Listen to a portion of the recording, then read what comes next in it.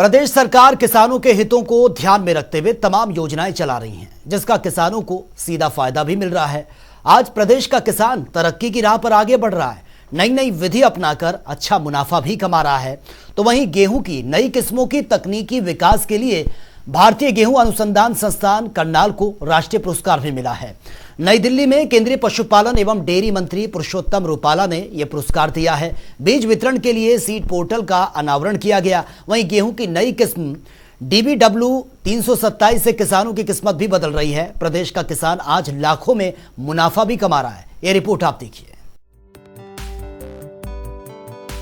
गेहूं की नई किस्मों की तकनीकी विकास के लिए भारतीय गेहूं अनुसंधान संस्थान करनाल को राष्ट्रीय पुरस्कार से नवाजा गया। नई दिल्ली में केंद्रीय पशुपालन एवं डेयरी मंत्री पुरुषोत्तम रूपाला ने पुरस्कार देकर सम्मानित किया, जिसमें भारतीय गेहूं अनुसंधान संस्थान की 4 तकनीकों को पुरस्कृत किया गया है। उन 4 तकनीकों में हमारी एक प्रजाति DBW 327 है। एक जो संस्थान पिछले काफ़ी समय से संरक्षण खेती कंजर्वेशन एग्रीकल्चर के ऊपर काम कर रहा था, एक हमारी उस तकनीक को पुरस्कृत किया गया। एक जो हर्बिसाइड रेजिस्टेंस का केस चलता है, उस तकनीक को हमारे सराहा गया है।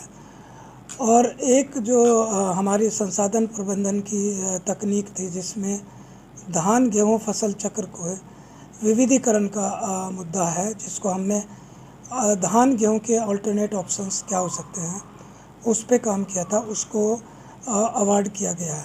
तो ये 4 तकनीकें थी जो परिषद द्वारा अवार्ड हमें दिया गया, उनको चयनित करके पुरस्कृत किया गया।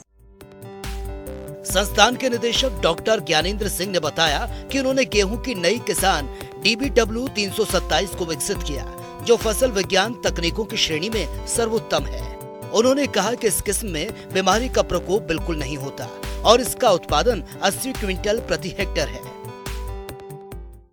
जो DBW 327 हमारी गेहूं की किस्म है, वो अगेती बिजाई और अधिक उर्वरक करीब 150% नॉर्मल का अगर हम लगाते हैं, किसान उसको प्रयोग करते हैं, तो 80 कुंटल प्रति हेक्टेयर उत्पादन क्षमता इस प्रजाति की है।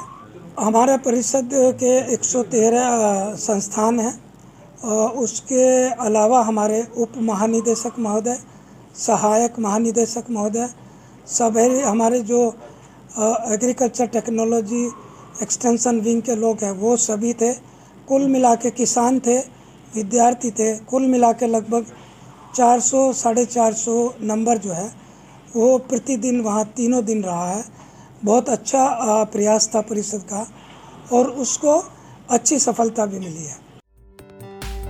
अन्य तकनीकों गेहूं की बिजाई मशीन, फसल विविधीकरण, साथ ही जंगली पालक में बीमारी प्रतिरोधकता की पहचान और उसके प्रबंधन को सम्मिलित किया गया है। इस पोर्टल के माध्यम से विगत 3 सालों में 40,000 से अधिक किसानों को ऑनलाइन बीज मुहैया करवाया गया है। देखिए, जो मौसम है वो परिवर्तित होता रहता है। कभी आप महसूस करेंगे कि किसी वर्ष में बारिश ज़्यादा हुई है, किसी वर्ष में गर्मी ज़्यादा पड़ी है, किसी वर्ष में ऐसा हुआ है कि जब फसल पकने वाली थी तो गर्मी भी पड़ी और किसानों ने पानी भी नहीं दिया, तो उसकी वजह से भी नुकसान होने की संभावना रहती है। तो जो जलवायु परिवर्तन के प्रभाव हैं, उनका असर गेहूं की किस्मों पे कम से कम पड़े, हमारा यह प्रयास है।